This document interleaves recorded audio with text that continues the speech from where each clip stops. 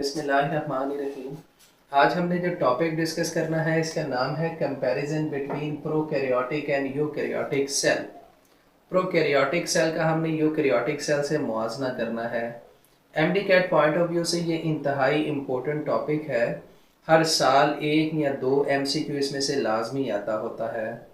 Part 1 और 2 के अंदर जितने भी पॉइंट्स हैं वो सारे हमने यहाँ पर डिस्कस करने की कोशिश करनी है। इस साइड पर पार्ट 1 के तमाम कॉन्सेप्ट्स हैं और इस साइड के ऊपर पार्ट 2 के। तो हमने उन कैरेक्टरिस्टिक्स को स्टडी करना है बिटवीन प्रोकैरियोट्स एंड यूकैरियोट्स।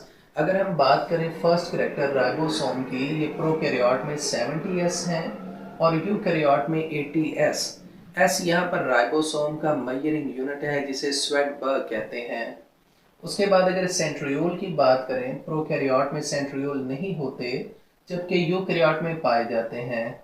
क्योंकि माइटोटिक अपरेटस सेंट्रियोल से बनता है तो जिनमें सेंट्रियोल नहीं है इनमें माइटोटिक अपरेटस भी नहीं होता, जबकि यूकैरियोट में माइटोटिक अपरेटस पाया जाता है।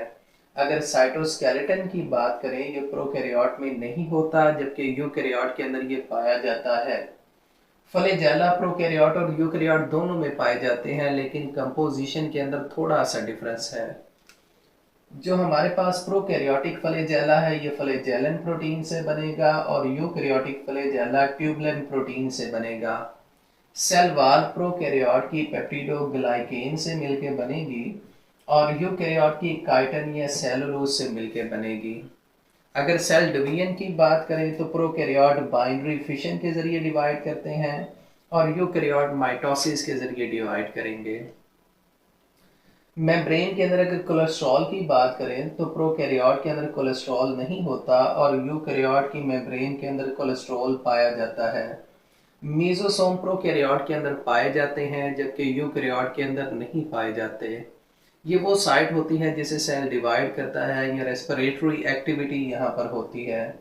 एंडोसाइटोसिस प्रोकैरियोट के अंदर नहीं होती और यूकैरियोट के अंदर मोस्टली ये पाई जाती है, लेकिन हर दफ़ा ये नहीं होती। ऐसे सेल जिनके इर्द गिर्द रिजिड सेल वॉल होती है वो एंडोसाइटोसिस नहीं कर सकते।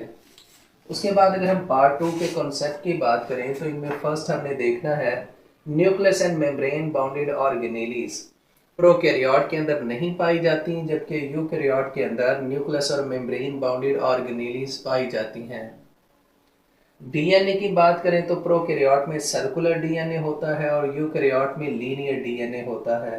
इस डीएनए की लोकेशन कहाँ पर है? प्रोकैरियोटिक सेल में साइटोप्लाज्म के अंदर और यूकैरियोट में ये न्यूक्लियस के अंदर होता है।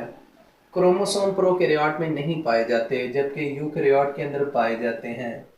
प्लाज्मिड प्रोकैरियोटिक सेल के अंदर पाया जाता है और यूकैरियोटिक सेल के अंदर नहीं पाया जाता।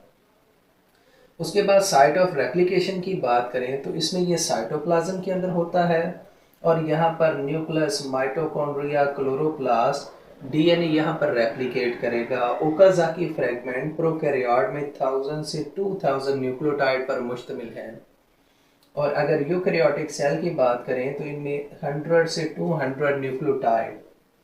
साइट ऑफ ट्रांसक्रिप्शन की बात करें, प्रोकैरियोट में ये साइटोप्लाज्म के अंदर होती है और यूकैरियोट में न्यूक्लियस, माइटोकॉन्ड्रिया और क्लोरोप्लास्ट के अंदर ट्रांसक्रिप्शन होती है।